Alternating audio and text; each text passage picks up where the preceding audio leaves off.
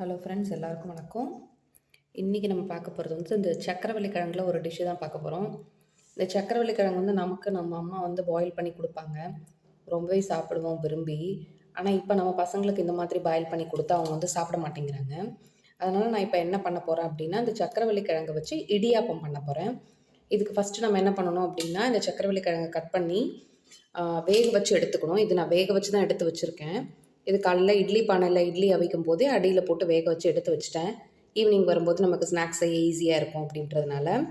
இப்போது இதை வந்து என்ன பண்ணணும் அப்படின்னா, தோல்லாம் எடுத்துட்டு இந்த கிழங்கு வந்து நல்லா மசிச்சுக்கணும். நல்லா மசிச்சுட்டு அதுக்கப்புறம் அதில் வந்து பச்சரிசி மாவு கலந்து கொஞ்சோண்டு உப்பு கலந்து நல்லா பசைஞ்சு நம்ம கொஞ்சம் கெட்டியாக நம்மளோட ஆட்டா மாவு பதத்துக்கு கொஞ்ச நேரம் வச்சுட்டு அதுக்கப்புறமா இடியாப்ப அச்சில் போட்டு இடியாப்பமாக புழிஞ்சு ஒரு ஆவி விட்டு அது கூட தேங்காய் பால் சேர்த்து சாப்பிட்டோன்னா ரொம்பவே டேஸ்ட்டாக இருக்கும்.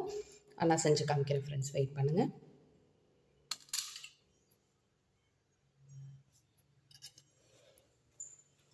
இது பார்த்திங்கன்னா நான் இப்போது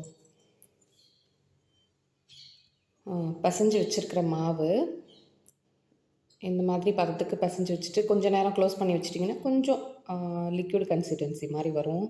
லைட்டாக வந்தால் போதும். அப்படியே இடியாப்ப அச்சில் போட்டு இடியாப்பமாக புழிஞ்சு எடுத்தோன்னா நம்மளோட இடியாப்பம் வந்து ரெடி. இந்த மாதிரி பதத்தில் நான் பசைஞ்சு ரெடி பண்ணி வச்சுருக்கேன் மாவு, கொஞ்சம் சப்பாத்தி மாவு பதத்துக்கு. இப்போ இதை வந்து நான் வந்து இடியாப்ப அச்சில் போட்டு அப்படியே புழிஞ்சு எடுத்து இட்லி பானையில் தண்ணி சுட வச்சு வச்சுருக்கேன். அதில் அப்படியே பாயில் பண்ணி எடுக்க போகிறோம். இப்படி வாழை இலையில் சின்ன சின்னதாக சுற்றி அப்படியே இடியாப்ப அச்சில் போட்டு சுற்றி பாருங்கள், இட்லி பானையில் இந்த மாதிரி வேக வச்சு எடுத்தோன்னா நம்மளோட சக்கரவள்ளி கிழங்கு இடியாப்பம் ரெடி. எல்லோரும் கட்டாயமாக ட்ரை பண்ணுங்கள். என்னோடய சேனலை சப்ஸ்கிரைப் பண்ணுங்கள்.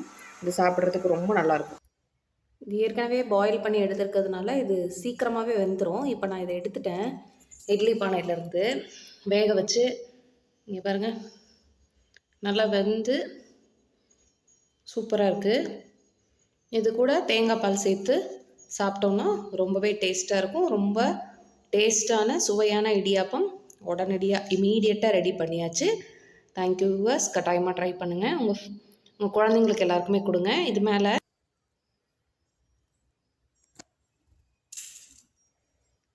தேங்காய் பூ, நாட்டு சக்கரை போட்டுட்டு